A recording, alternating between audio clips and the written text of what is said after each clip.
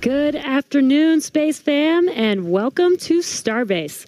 I'm Jesse Anderson, a Senior Production Engineering Manager at SpaceX. And I'm Dan Hewitt with SpaceX Communications.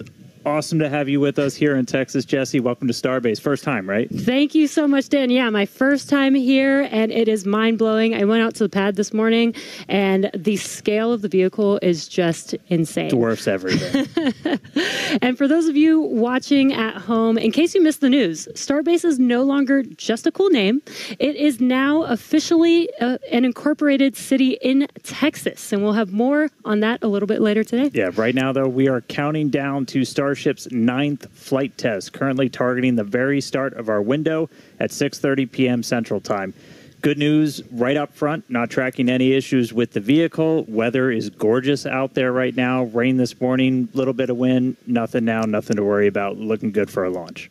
Starship development is moving quickly here at Starbase. So fast, in fact, that we already are reflying the Super Heavy booster today, which last flew on Flight 7. The primary objectives for today are very similar to our last two attempts, except for the booster, which, in addition to flying for the second time, has an exciting return journey planned for its return back to Earth. That's right. It's going to be getting some serious rigor, and pretty important, we are not going to be attempting to catch the booster today. We're going to use this launch to kind of further accelerate the development. We're putting Super Heavy kind of through the ringer, some serious rigor. We're going to go through all of that in just a couple of minutes.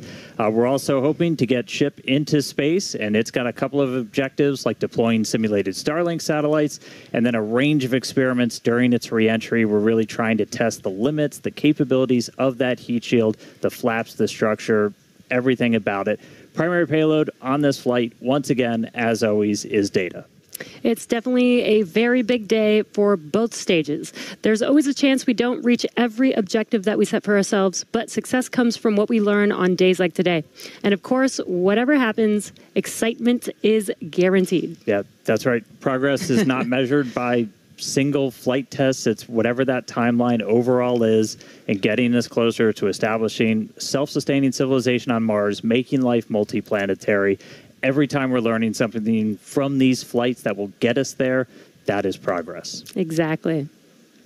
Starship is the first orbital launch vehicle engineered to be fully reusable and built for frequent flight and heavy payloads, just like today's commercial airliners. It's the product of years of rapid development, testing, iteration. We're trying to fly as frequently as possible, fix problems as they appear, and then fly again. It all started here at Starbase back with Starhopper. It was a small single Raptor prototype. Kind of looked like a water tower. We turned it into a water tower eventually. It made its first low-altitude hop back in 2019 here at Starbase. You could tell the pad, that's the pad that we were just looking at. It looks dramatically different now, two towers. But Starhopper delivered. It was able to prove that we could use that Raptor engine for controlled takeoff and landing. And that is so wild to see that there on your screen was just 6 years ago, and now we're here today with a full-size vehicle. So from there, we moved to full-size test articles with increasingly complex test flights that reached progressively higher altitudes. And each test shaped the Starship that we see today on the pad, a stronger, taller, and more refined vehicle. That's right. All right. Now, let's go out there and meet it. Starship is made up of two parts. First, on the bottom, the Super Heavy booster, powered by 33 Raptor engines. Both Super Heavy and Ship are running on liquid methane and liquid oxygen. That second stage, the Starship upper stage, is powered by 6 of those Raptor engines. 3 of them are optimized to sea-level performance, 3 for vacuum, so operating while they're in space. And here's a quick look under the hood at all of those Raptors. On the left, that's a view from underneath the launch mount. That's 33 Raptor engines on the first stage, on the booster.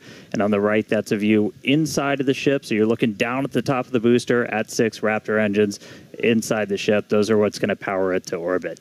Now, that second stage is also what will one day carry cargo, payloads, people, everything that's going to space. It's also going to be responsible for in-space propellant transfer. That's where we're going to take 2 starships, meet them up in orbit.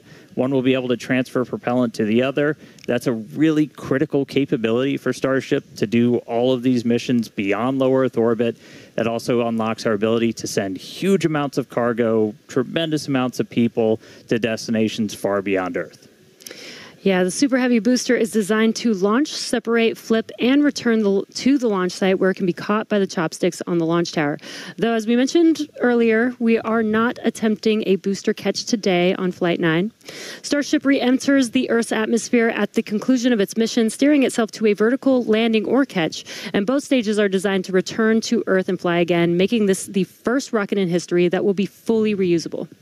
And then just in between the two vehicles is what's known as the hot stage ring. That's a steel structure that really takes the brunt of those ship engines as they ignite, protecting the booster while the ship's still attached to it. That enables us to do hot staging. It's faster, more efficient, and kind of shutting everything down and then reigniting. Right now, that hot stage it's single use. It detaches from the booster as it flies back. But in the future, it's going to be integrated right into the top. And then on top of all of that, there's all of the infrastructure that's built up around it to support Starship. We call it Stage 0. That's everything, the launch pads, the propellant farm, launch towers, chopsticks that are catching the booster out of the air, stacking the ship, all of that.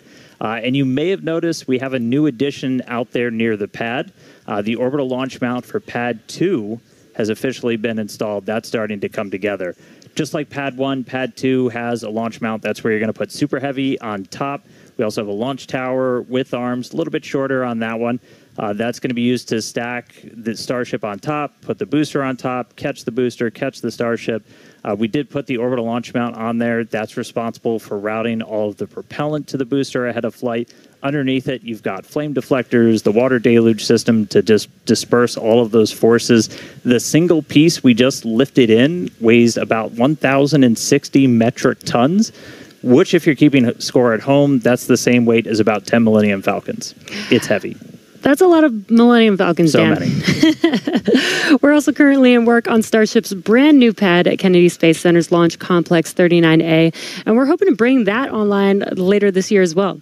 Tons of progress with Starship so far in 2025, and lots of incredible milestones still coming up.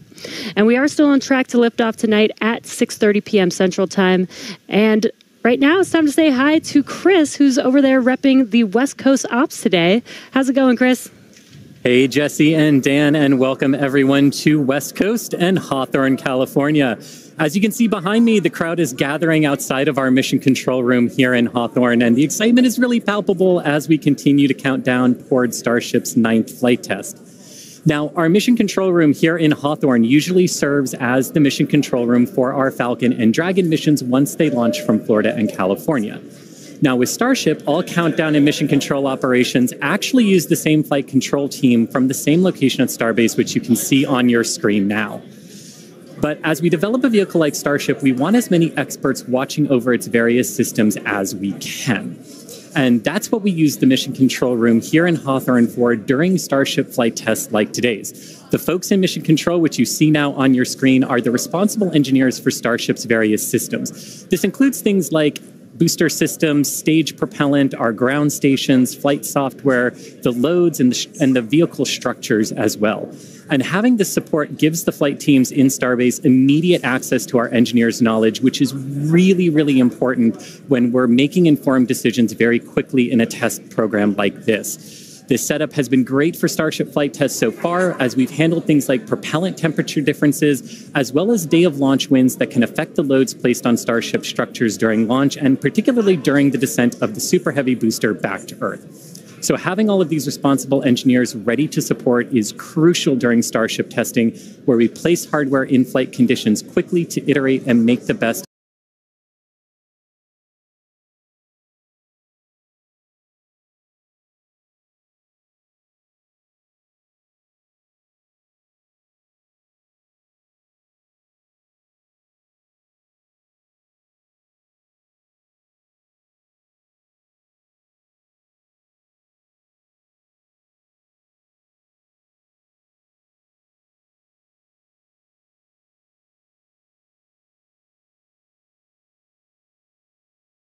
and most reliable rocket that we can. So it's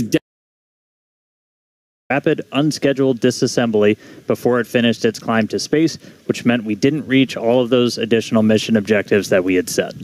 About 5.5 minutes into ship's ascent burn, a hardware failure in one of its sea-level Raptor engines took out that engine, the 2 remaining sea-level engines, and a Raptor vacuum engine. That's 4 of the 6 engines that ship has. This was a different failure than we saw on Flight 7, and the fixes that we put in place did work as expected. So this was a new issue on Flight 8. So welcome to iterative engineering. That's right. Losing hardware is a potential outcome of any test program. That's why we're always prepared with safety measures in place and also ready to have boots on the ground to assist with anything like debris cleanup. We can coordinate with all the necessary parties, organizations, administrations for safety in advance and in an ongoing basis during our test campaigns to plan for as many possible outcomes. Definitely do want to say thank you, though, to the people of the Bahamas, the government of the Bahamas, who worked with us so closely since Flight 8. We took full responsibility for the cleanup, and in doing so, we had people on the ground in the Bahamas within 12 hours to help with debris recovery.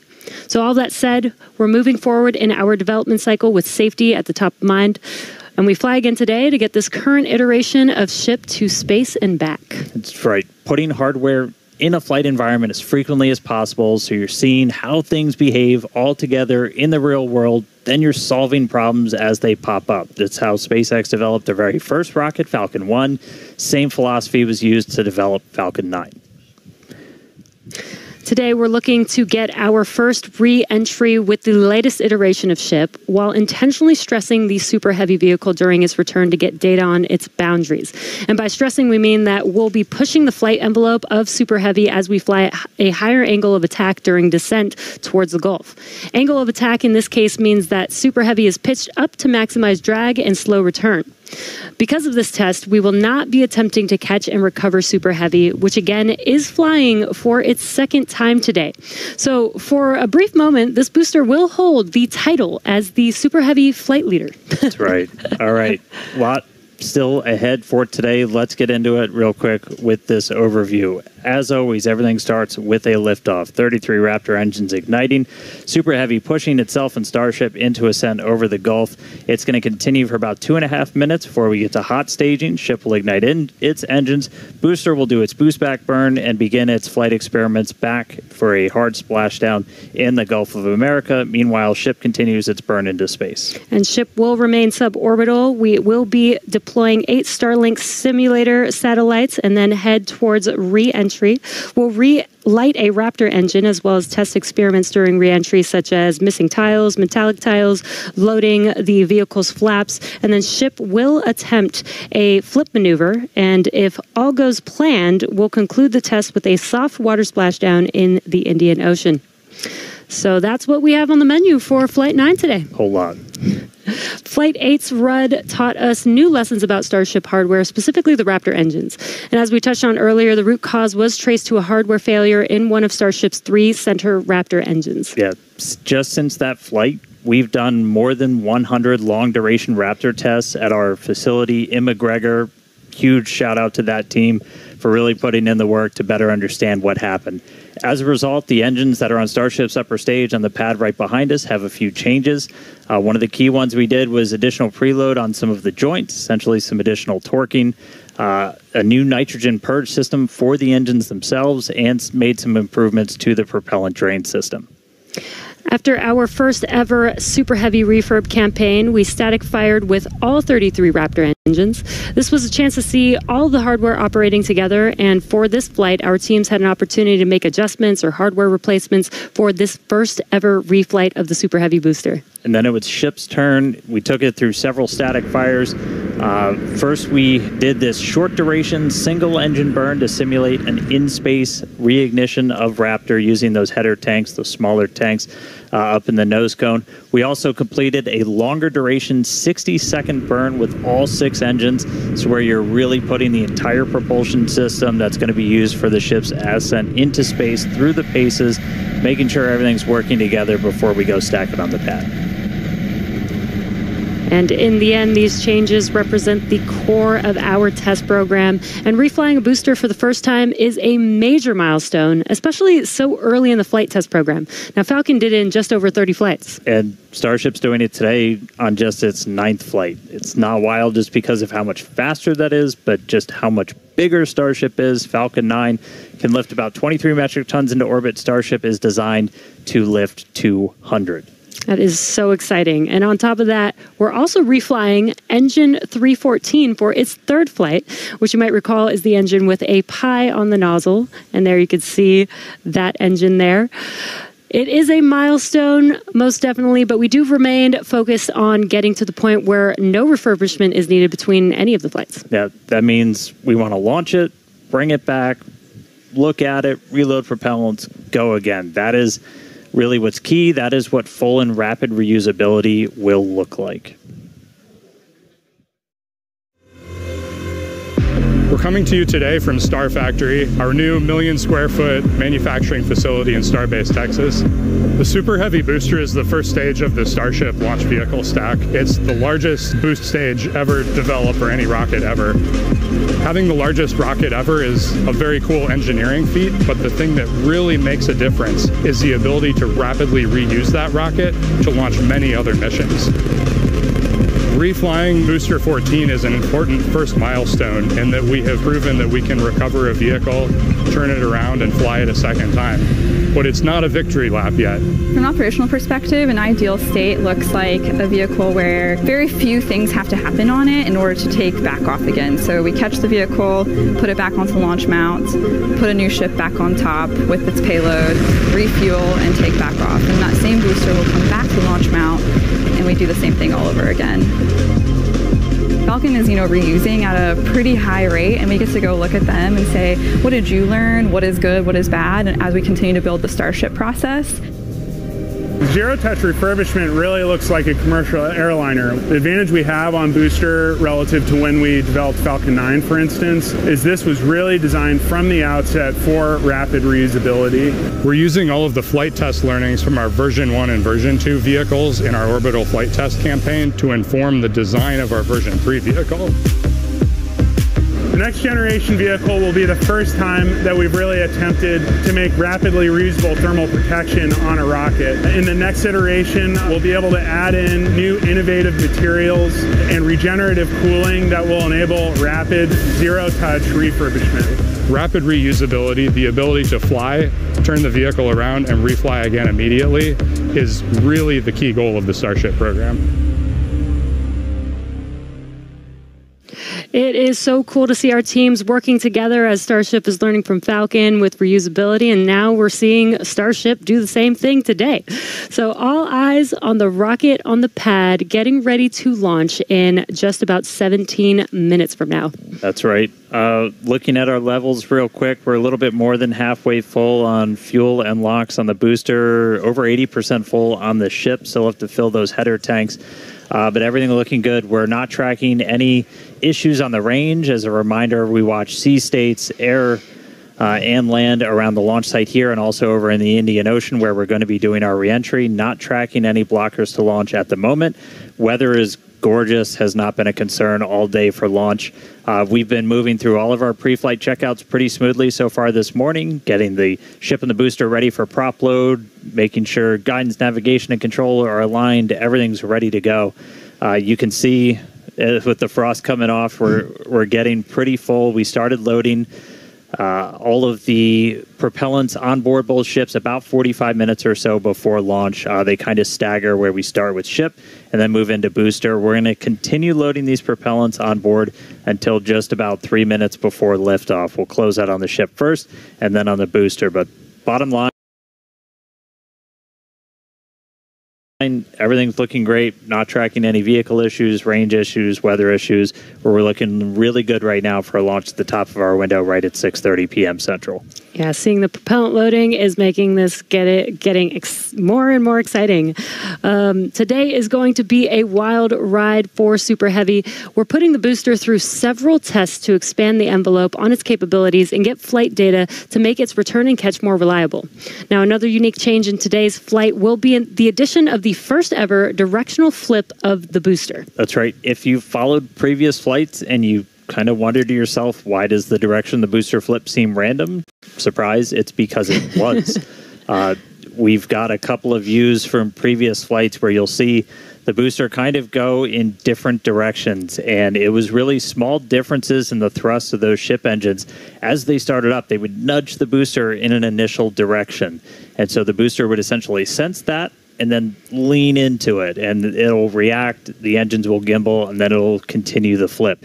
That was the easiest option technically, but you do take some performance hits since you're essentially setting aside propellant to accommodate every single direction for a flip. Exactly, but if we know which direction we're flipping, then we know how much propellant we will need and can instead use more of the propellant to burn longer during ascent, adding more velocity to ship and increasing how much payload it can ultimately deliver to space. Yeah, so today I got my trusty Super Heavy here.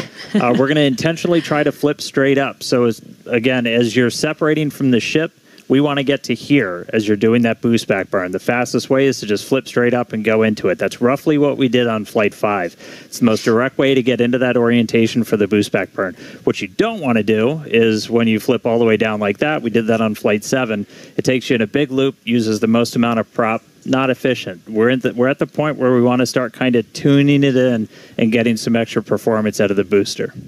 Yeah, exactly. That's called optimization. That's right. To accomplish this, we made some changes to the hot stage adapter, welding reinforced panels over the vents in the direction that we want the booster to go. So when the ship engines ignite, the thrust will push against the blocked vents, which means that the nudge will be in the direction that we planned for. And then when we go to the next generation of ship and booster, we plan to control the flip direction by fine-tuning the engine startup sequence on the ship. Yeah, that's not the only flight experiment that we have planned for the booster today. We're not attempting a catch, so we're going to try and gather additional data that's going to improve performance on future boosters. We're also going to try and see how resilient we are to things like losing an engine during the landing burn. By sending the booster out to sea, we're able to do these higher risk tests without risking the launch pad. As you might have heard earlier, we're going to be doing what's called a higher angle of attack. Basically, instead of coming straight down, we're going to tilt up a little bit. That gets you more drag on the booster. You're able to use just aerodynamic forces to slow you down. The slower you're going at the start of that landing burn, the less propellant you need, because really you're just focused on slowing down as much as humanly possible when you fire that up. So by already going a little bit slower, we'll get some benefits to our performance and our reliability on those burns. Yeah, exactly. And there's definite uncertainty in how well the booster's grid fins and structure will be able to control its flight when we get into higher angles. So don't be surprised if it isn't a smooth descent for the booster down to its splashdown point today. The most important objective of this portion of the test will be getting actual flight data to help anchor our models. Now, we're hoping to fly the next generation of Super Heavy boosters at even higher angles of attack. So this test today will give us a better idea of what is feasible. Now, on top of all of this, we're going to see how resilient Super Heavy is to engine failures at the most critical times. Yeah, we're going to intentionally disable one of those 3 center engines and instead use an engine from the middle ring that's kind of right behind it. Those center engines are what we nominally use at the very last part of a landing burn. You're just kind of fine-tuning the booster's path into those waiting chopstick arms. This is going to act as a real-world simulation of a pretty scary situation where engines are not starting at probably the worst possible time, but we're going to do this without risking the pad. And then, at the very end of the landing burn, we're going to cut one more engine off and go down to only those 2 center engines.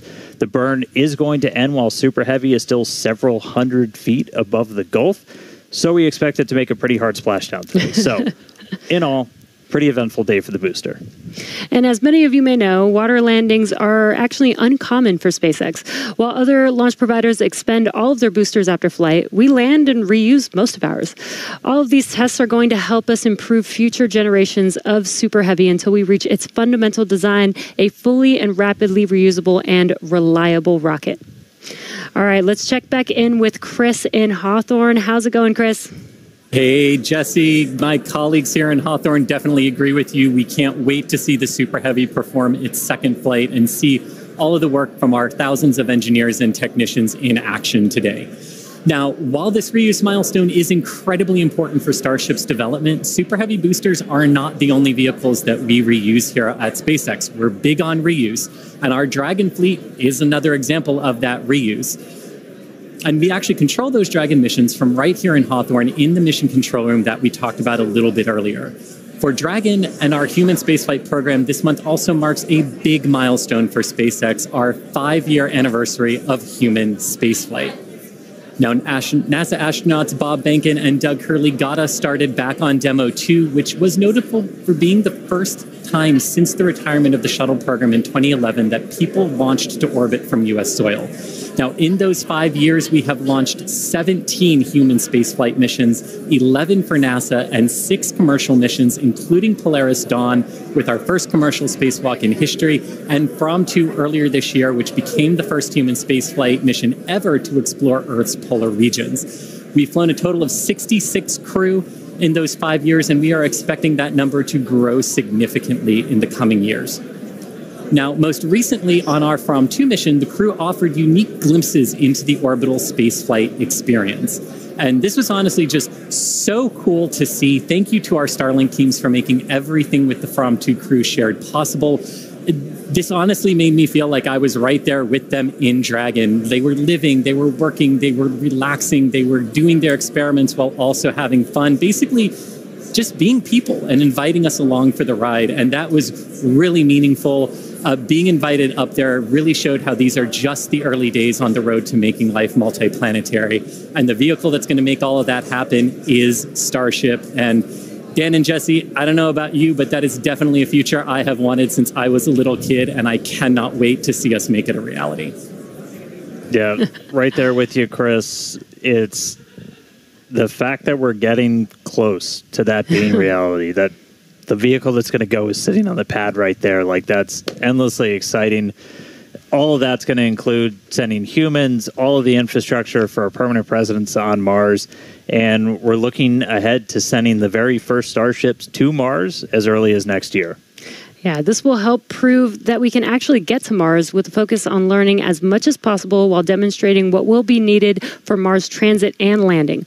But before we can make life multiplanetary, we have to build the starships that will make this all possible. That's right. And that's happening right here, Starbase, Texas, the gateway to Mars. This is where we're soon going to be launching up to 25 Starship launches per year from here at Starbase.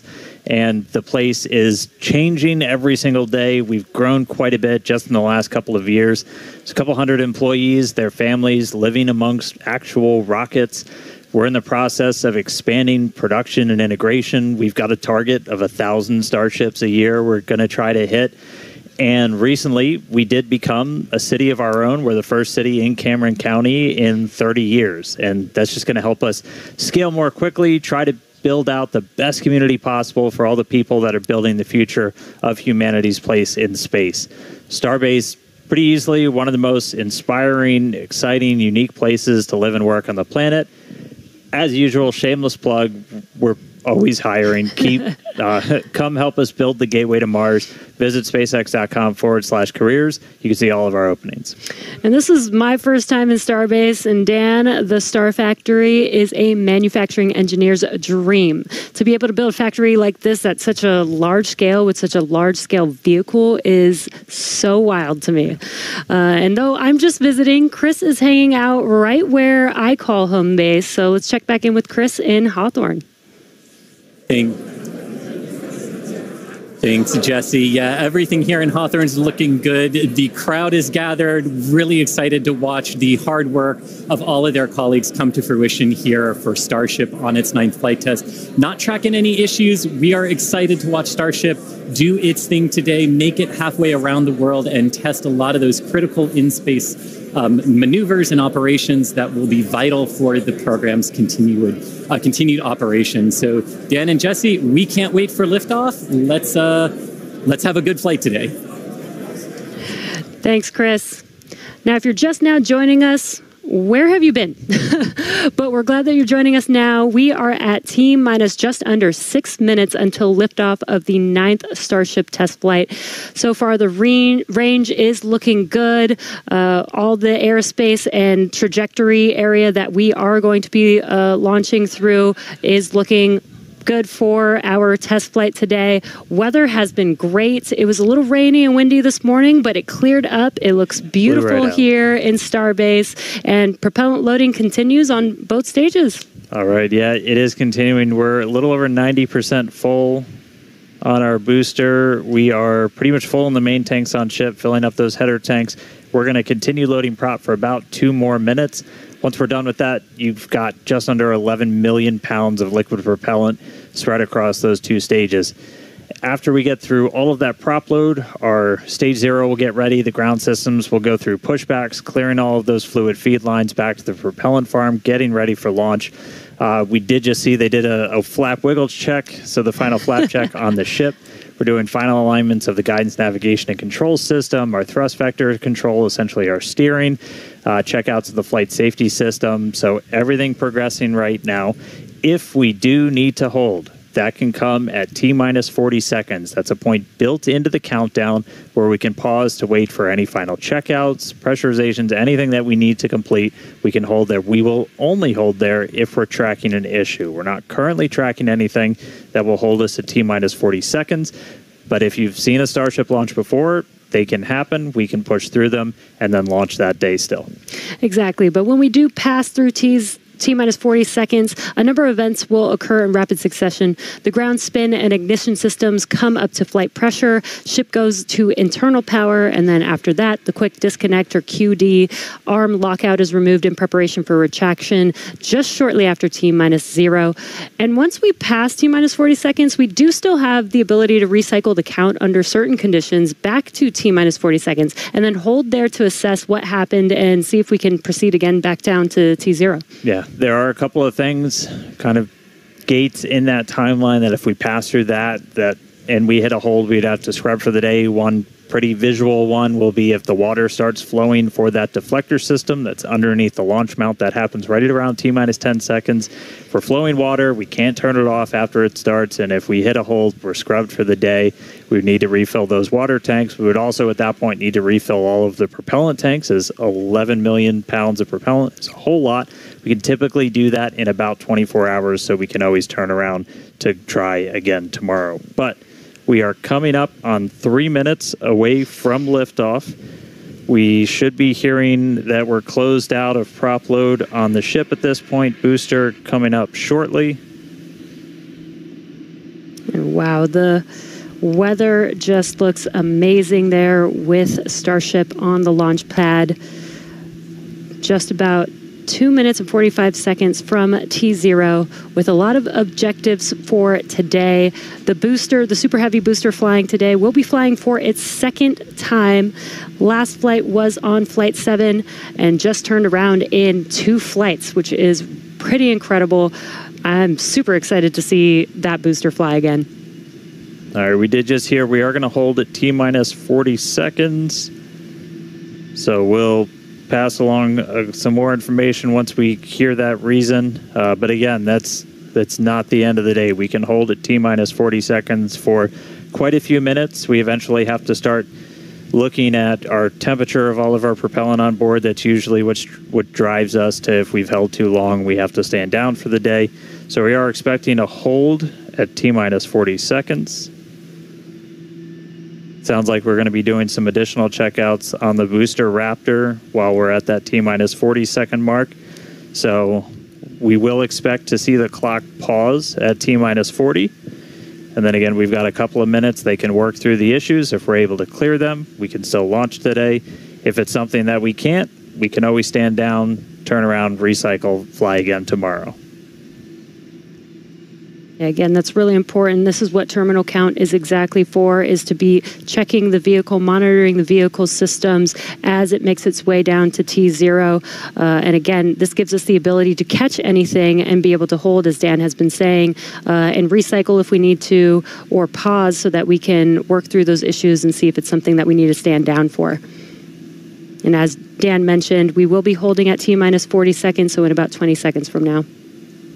Yeah, so we'll hold there, and they'll work through these final checkouts on, sounds like just one of those Raptors on the first stage on Super Heavy, which, as you said, we're reflying it for the first time. 29 of those 33 engines have already been used in a launch, one of which has already launched twice, and we'll go for it is getting ready for its third time. Right. And you just heard our flight director for the day, Joe Sliker. He just shared that we are going to hold at this T-minus 40 second mark. Keep an eye on one of those Raptor engines on booster.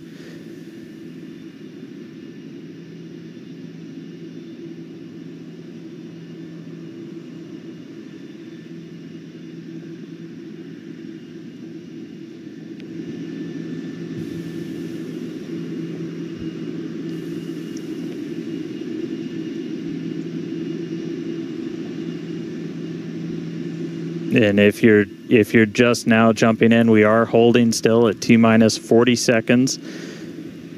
Watching one engine, waiting for temperatures to kind of get to a zone that we want them to on one of the engines on the booster, on the Super Heavy booster, getting ready for its second ever flight.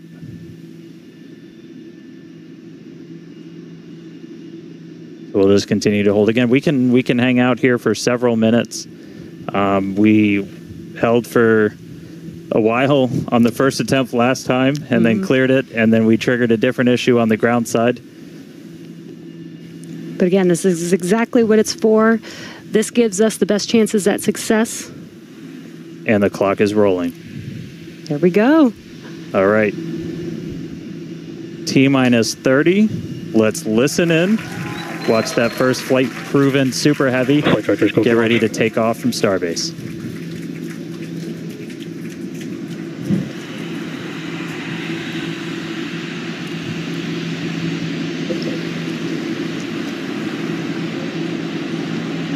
T-minus. Delta 1. Hit hold.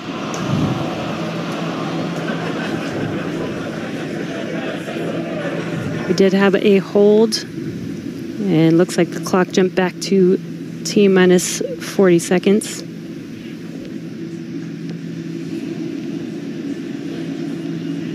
All right, so we jumped out.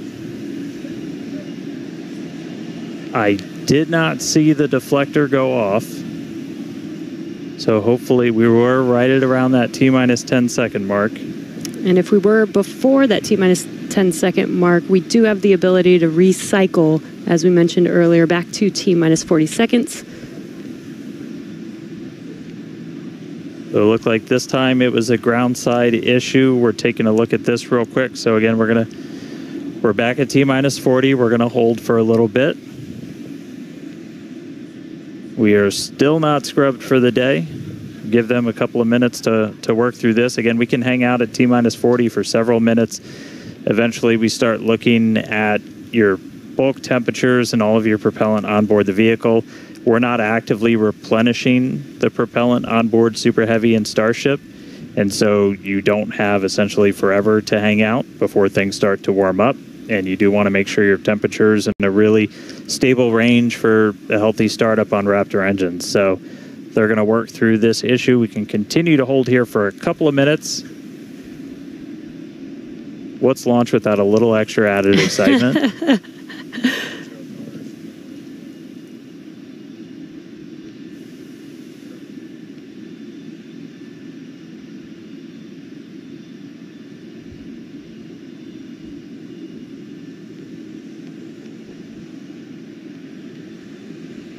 All right, so cumulatively, we've held for a little over 3 minutes between the two holds. Again, this is a ground side issue on our tower. The techs are looking through the data right now to see if it's something that we can either work through or if it would cause us to have to stand down. So we're continuing to hang out with them, holding at T-minus 40.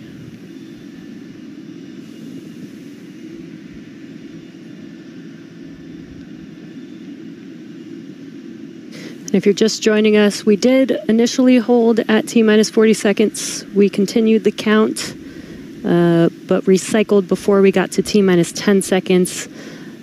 And so we're back at a hold at T-minus 40 seconds. Waiting for more information. The team is checking out to see if we can continue today.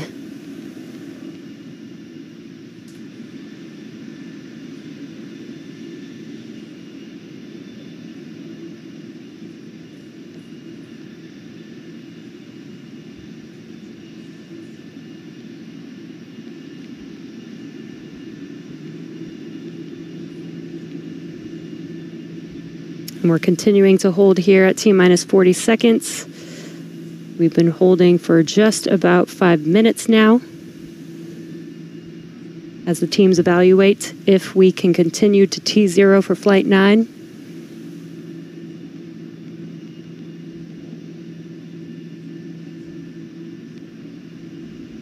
All right, so it sounds like we're coming to a resolution.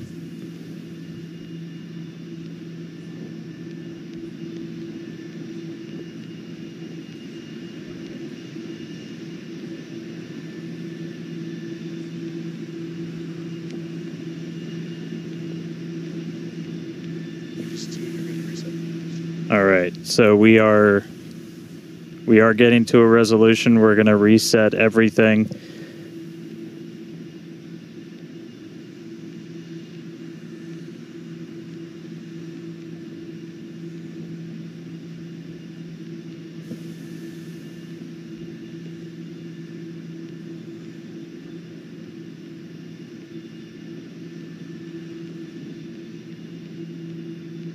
All right, so we're going to see the clock. It is now rolling. Here we go. We saw an issue with that quick disconnect to the ship. There is a chance that automation will kick us out again if we encounter the same issue. But for now, the clock is rolling. We'll see if we pass around that T-minus 10 second mark.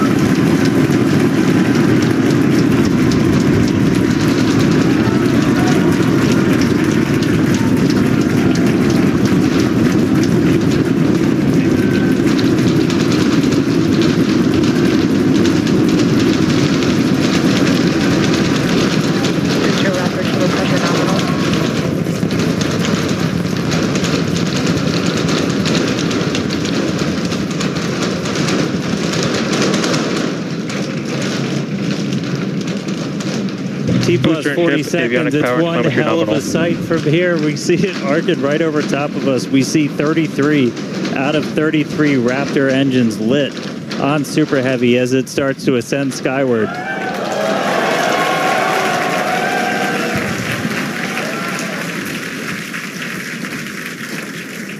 Coming up on maximum aerodynamic pressure, then only about a minute and a half until we get into hot staging. Wow, Dan, that was incredible. We could feel the building shaking here, feel the vehicle's power.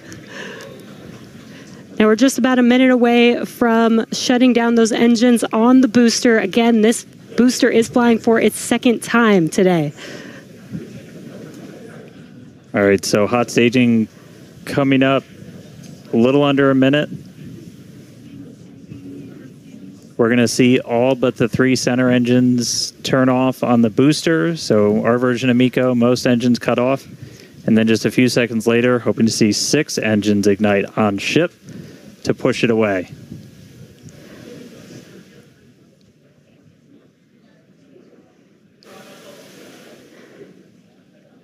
All right, hot staging, about 30 seconds.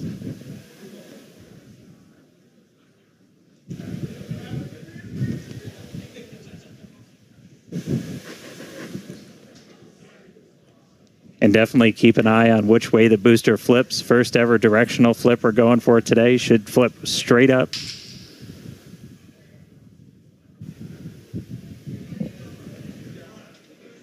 See those engines powering down? Booster engine cutoff. Ship ignition. Stage separation.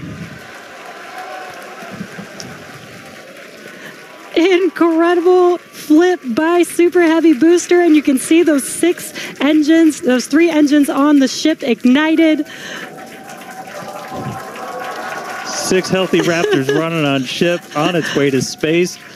Peek that engine view. Booster doing the boost back. Chris, how's it looking over there in Hawthorne, man? It is looking... chamber pressure is nominal. It is looking absolutely incredible here in Hawthorne. As we said, 6 healthy engines on ship. We've got 13 out of 13 engines on the booster. Now down to those 3, which is what we expect in the final moments of the boost back burn. Now, as a reminder, we are not recovering the Super Heavy Booster today. We are instead going to do some... shutdown. And there we had a good shutdown of the boost back burn. Next up will be the jettison of that hot stage ring. Avionics, power, and telemetry nominal. Great call out there that everything looking nominal aboard the Super Heavy vehicle, which is returning to Earth, and we're going to be doing some experiments with it, including a higher angle of attack re-entry, as well as some engine tests as it gets closer to the Gulf. We are, again, because of these tests not recovering it, we are sending it to the Gulf on purpose to do those tests. But again, you see the booster on the left-hand side of your screen. You see ship with 6 healthy engines continuing its ascent to its planned suborbital trajectory. Everything going very well so far for Starship's 9th flight. Now 4 minutes, 15 seconds in. Great views from inside of the aft engine area of ship there, looking at those 3 sea level and 3 Raptor engines on the right-hand side of your screen. The booster doing its LOX dump, that liquid oxygen dump. So because we don't need some of that liquid oxygen propellant in its tanks, we vent that propellant out to lessen the booster's mass as it comes in for its landing. Just absolutely gorgeous views watching these 2 vehicles do their respective things in the skies over Texas here today. And Dan, we're approaching the 5-minute mark into the flight. Super Heavy is descending rapidly. What can we expect here in the next few minutes as it does its atmospheric tests? Yeah, now as we had talked about, Super Heavy might not have a very smooth ride down. We're going to be putting it through this higher angle of attack. So we're kind of pitching it up a tiny bit, increasing drag. We've done this in wind tunnels. We've done this in computer modeling. It shows that sometimes the control isn't great, but only one way to really prove it out, and that's to get real-world data. So here comes Super Heavy. It should be igniting for its landing burn in just about 40 seconds from now. And we are going to relight 13 engines, then bring that down to 3 engines. As we talked about earlier, we will be intentionally shutting down. We will be shutting down one of those 3 center engines intentionally to push the limits of the Super Heavy Booster. Ship Raptor, chamber pressure is nominal. And continuing to see 6 healthy engines on the ship. 3 sea level and 3 vacuum engines still ignited as the Super Heavy Booster is making its way back down to Earth. We can see those grid fins doing some heavy work. Booster landing startup. Ignited for our landing burn.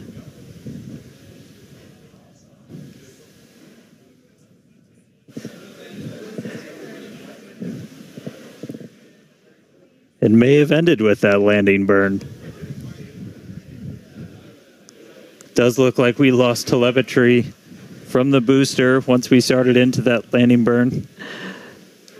Did you hear confirmation that the booster did demise?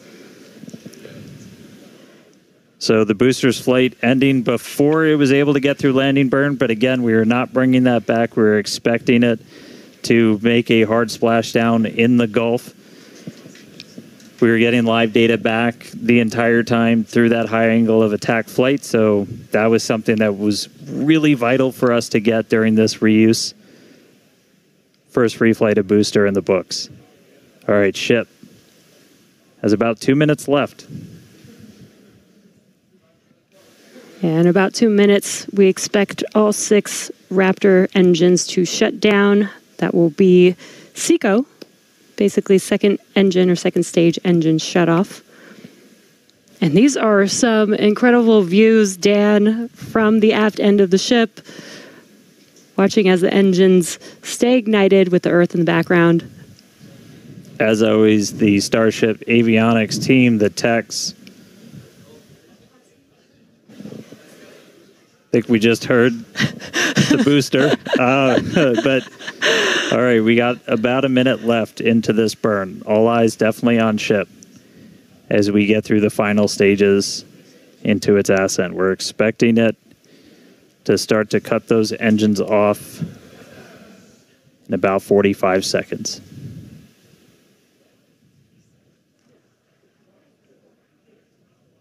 Terminal guidance.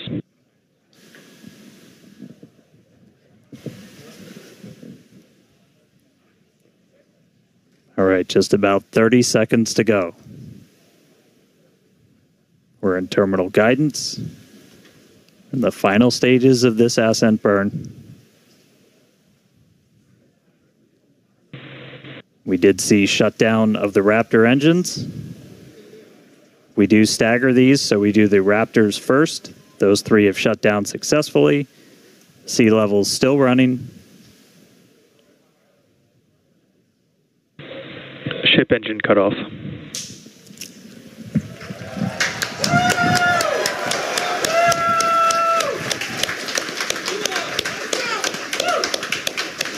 Ship engine cut off, the 3 most beautiful words in the English language. And great call out that we had nominal insertion.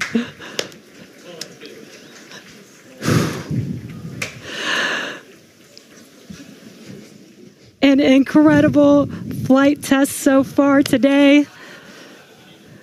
We reflew a super heavy booster for the very first time in 9 test flights. Ship is in its orbital trajectory. Again, it's going to remain suborbital for its mission today. But it ignited It ignited all 6 of its engines and made it all the way through SECO just now.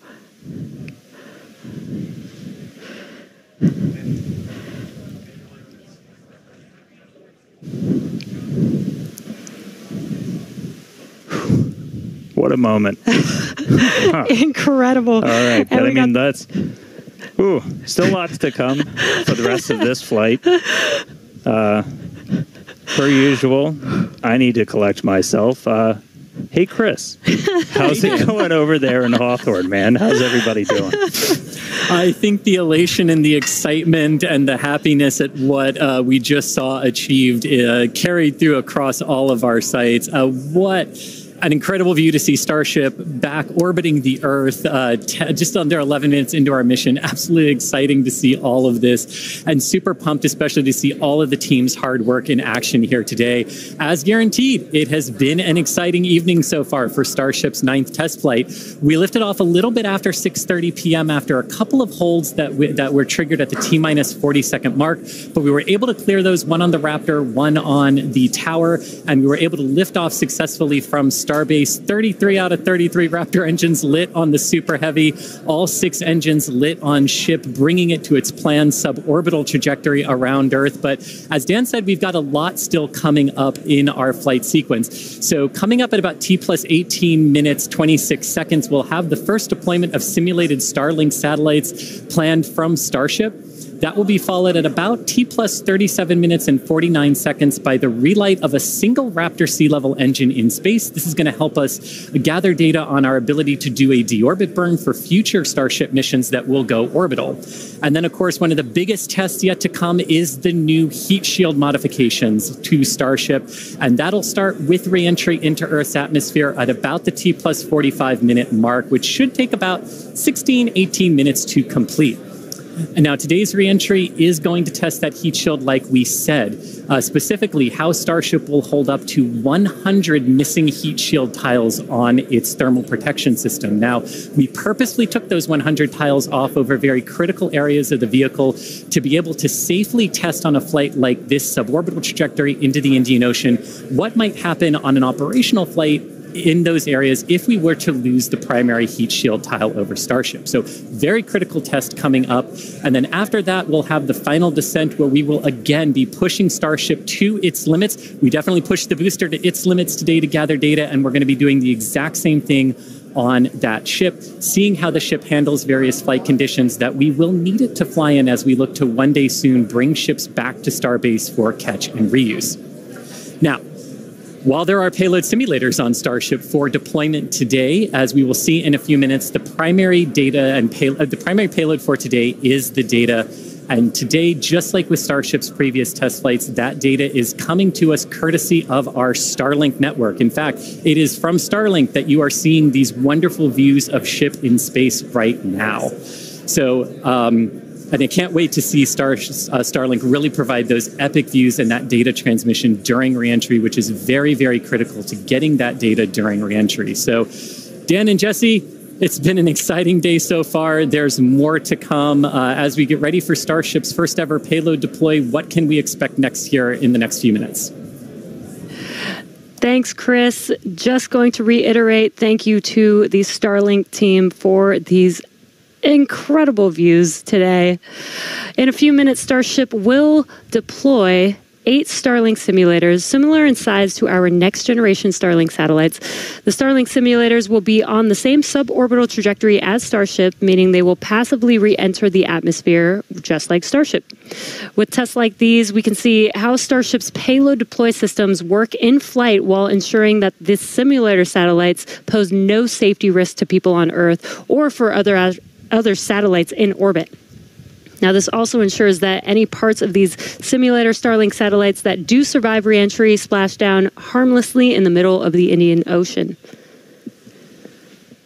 And then before we get there, though, we're going to have to open up that payload deploy door.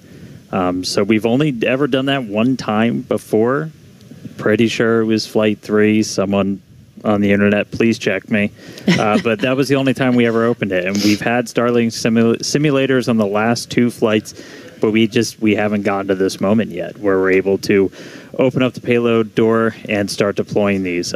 It's going to be pretty cool. We've got them stacked inside of the Starship payload bay, and we'll have potentially a couple of views. You saw one camera pop up. Oh, there we go. Look inside of the payload bay of Starship. You can see them stacked down in the middle of your view. There's kind of 4 on either side, so they're sandwiched on top of each other, a stack of 4 right behind each other. And then we're going to pop the door open. It's on the right side of your screen, so we'll see that open up and then start firing those Starlink simulators out into space.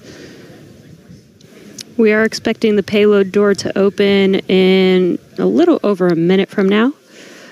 And then once that payload door is open, about a couple minutes later is when we will start dispensing those Starlink simulators. What a great right view. At the bottom of the stack. So should be able to see them kind of firing out from right there. So really cool. And eventually these are going to carry dozens of the next generation of Starlink satellite into space, and those are going to enable some truly insane things in terms of speeds from space and what we're able to do. Starlink's been really great for Starship, obviously. Getting live video back is really cool, but just the amount of high-speed telemetry, everything we're able to get back is insane. And for a development program, that's kind of everything. We're in excess of 130 or 160. My numbers are fuzzy right now, just like my brain is. But well in excess of 100 megabits per second of downlink. And a lot of that gets eaten up by video. We've got dozens of cameras across Starship. We added several more for this flight. You saw a couple of those as we have essentially 360 degrees. Oh. Open the pod bay door, Hal.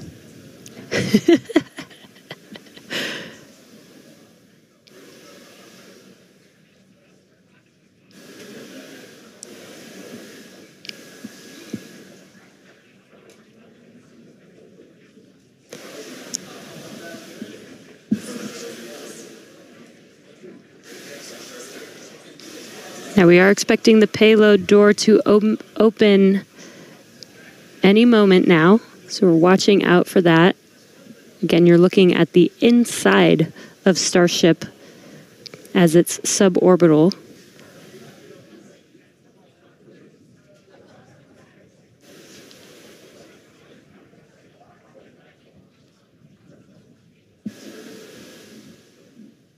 Well, we heard the door open was in progress.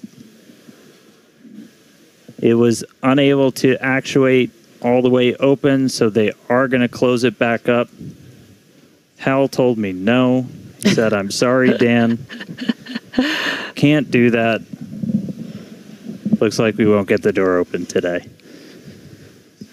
But that's okay. This is obviously a test we want to be able to do before we're deploying full-on Starlinks. But the real focus for this, now that we are in space, is getting to that reentry. That is the most critical phase of Starship that we still have to prove out.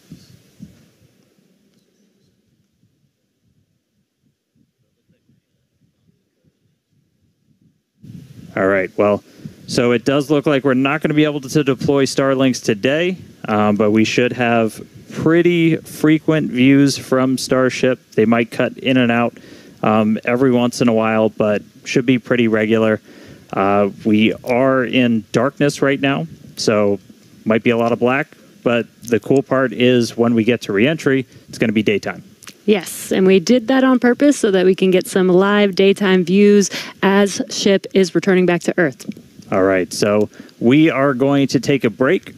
Enjoy these views as we get them. Enjoy the tunes. We'll be back in a couple of minutes when we get ready to relight one of those Raptor engines on orbit. See you soon.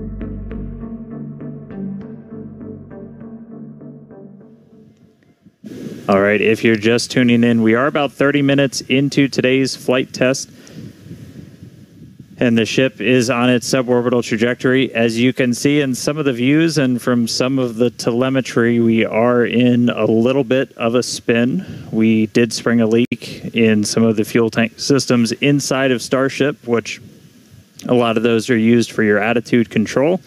And so at this point, we've essentially lost our attitude control with Starship.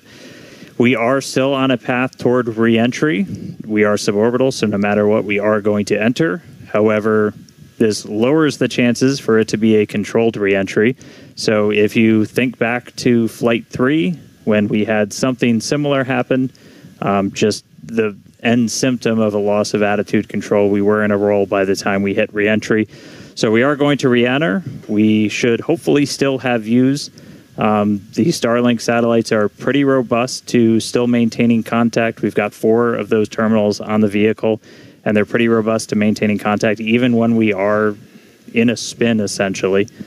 So we should hopefully continue to keep live views. It's going to still be dark until we get a little bit closer to entry, as we are a little bit, we're coming up on Africa. I believe we do swing just to the south of that continent.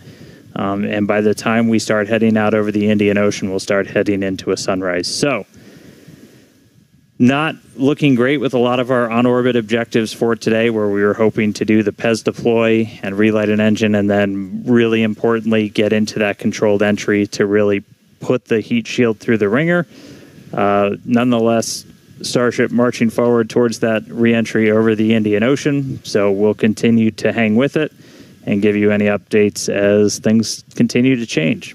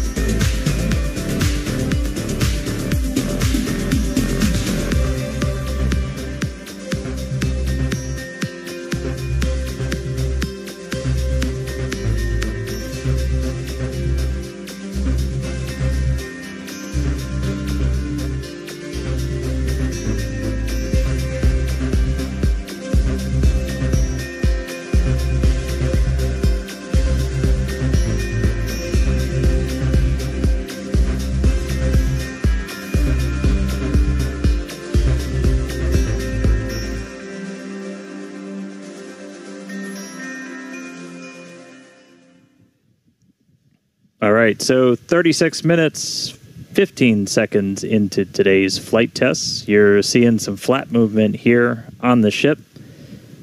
If you've been following along, we have essentially lost attitude control on the ship at this point. It is suborbital, so it's still headed to the exact same trajectory as before. We were not able to get that payload door open and deploy those nose cones. We've been dealing with some leaks on the ship. This is also what led to that loss of attitude control. So at this point, we are kind of in a spin, and we are also going to be skipping that Raptor relight.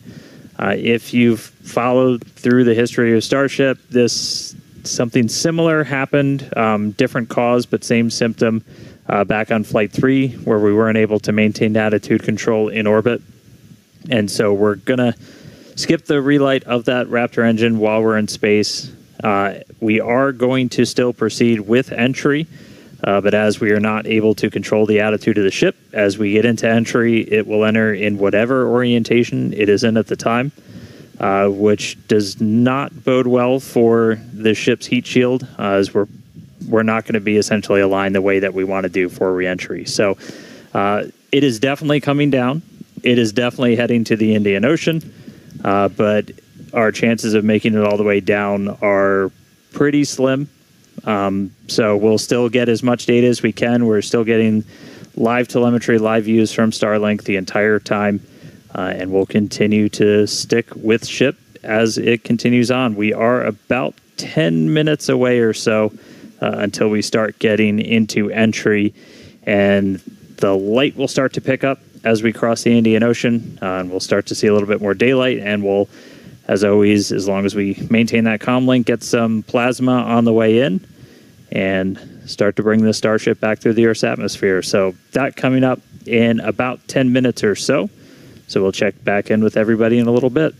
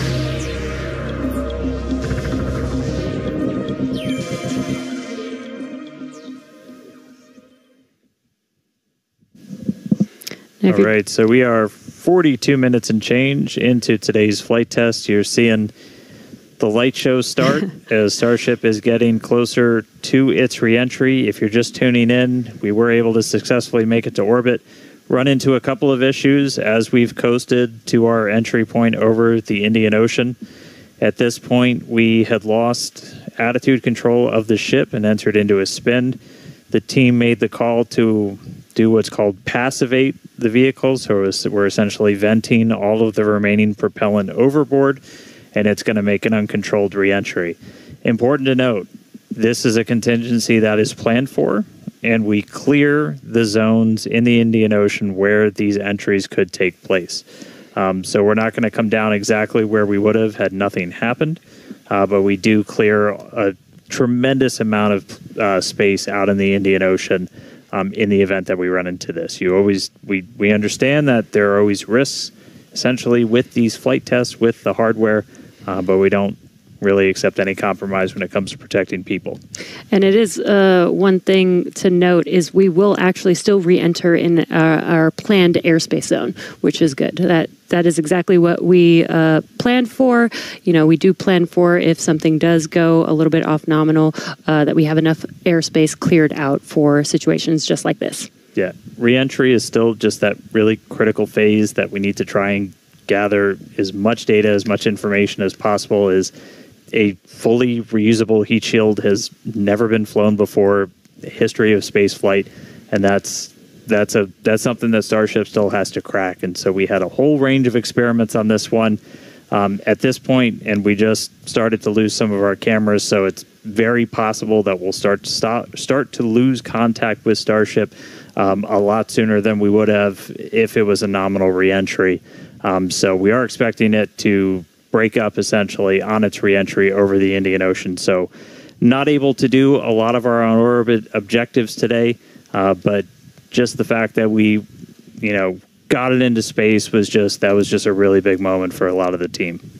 Yeah, and another thing to note is that Super Heavy did fly for its second flight today. It first flew on Flight 7, and it made it all the way to our shutdown of all the engines and stage separation, getting ship into its suborbital trajectory today.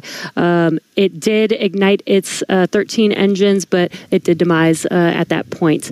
We did plan to fly it back down to Earth at a higher angle of attack, and we do expect it to stress the vehicle a lot more than what we've seen previously. So it's not unexpected that we did lose the booster before we got to the actual landing. Yeah. So we're gonna continue to hang out and see if we get any updates on ship. It does look like we might be getting some video back soon. There we go.